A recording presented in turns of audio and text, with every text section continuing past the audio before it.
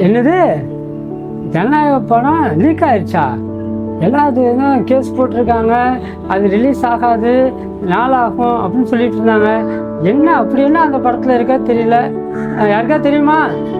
எல்லாரும் தன்னோட ஜனநாயக உரிமையை செலுத்தணும், அதாவது எல்லாரும் ஓட்டு போடணும்ன்றத சொல்லியிருப்பாங்கன்ற மாதிரி எல்லாரும் பேசிக்கிறாங்க. ஓஹோ, அதனால தான் இப்படி சொல்கிறாங்களோ ஜனநாயகம்னு சொல்லிட்டு. அப்போ ஒவ்வொரு குடிமகனும் ஓட்டு போடணும் அப்படின்னு சொல்ல வராங்க. பைபிளில் கூட ஒரு வசனம் இருக்குது, ரோமர் 13ஆம் அதிகாரத்தில் முதல் வசனம். அது கொஞ்சம் வாசிக்க கேட்கலாமா? அதிகாரங்கள் எல்லாம் தேவனாலே ஏற்படுத்தப்பட்டவை, ஆகையால் ஒவ்வொருவரும் அதிகாரங்களுக்கு கீழ்ப்படிந்து இருக்க வேண்டும். அதாவது நாம் குடிமகன்களாக நாட்டில் நலனுக்காக பொறுப்புடன் ஓட்டு போட வேண்டும். பார்த்தீங்களா, அழகா பவுல் மூலமாக ஆவியானவர் எழுதி வச்சிருக்காரு. இப்போ இந்த உலகத்தில் இது ஜனநாயக நாடு.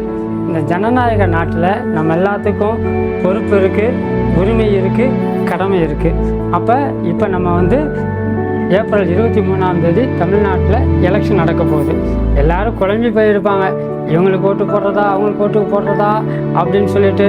ஒரு கூட்டம் இவங்களுக்கு போட்டால் நல்லாயிருக்கும், இன்னொரு கூட்டம் அவங்களுக்கு போட்டால் நல்லாயிருக்கும், இளைஞர்கள் இவங்களுக்கு போட்டால் நல்லாயிருக்கும் அப்படிலாம் சொல்கிறாங்க. ஆனால் எது எப்படி இருந்தாலும் சரி, நீங்கள் கட்டாயமாக ஓட்டு போடணும். அது நம்முடைய ரைட்ஸ், நம்முடைய கடமை, நம்முடைய உரிமை, நம்முடைய பொறுப்பு.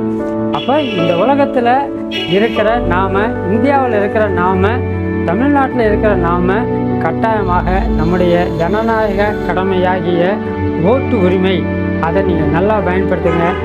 போகிறதுக்கு முன்னாடி ஜெபம் பண்ணிவிட்டு, ஆண்டவரே நான் யாருக்கு ஓட்டு போடணும்னு சொல்லிவிட்டு ஜெபம் பண்ணிவிட்டு, கடவுள் ஒன்றுத்துங்கிற நபருக்கு நீங்கள் கட்டாயமாக வாக்களிங்க. கடவுள் ராஜாக்களை சொல்லி ராஜாக்களை ஏற்படுத்துகிறவர். அவருக்கு தெரியும் யார் வந்தால் இந்த நாடு நல்லா இருக்கும்ன்ட்டு. அப்போ உங்கள் ஜனநாயக கடமையை, அதாவது ஓட்டு போடுற அந்த கடமையை, உரிமையை, பொறுப்பை சரியாக செய்வீங்களா? கட்டாயம் நீங்கள் செய்யும்படி உங்களை அன்போடு கேட்டுக்கொள்கிறேன். God bless you all.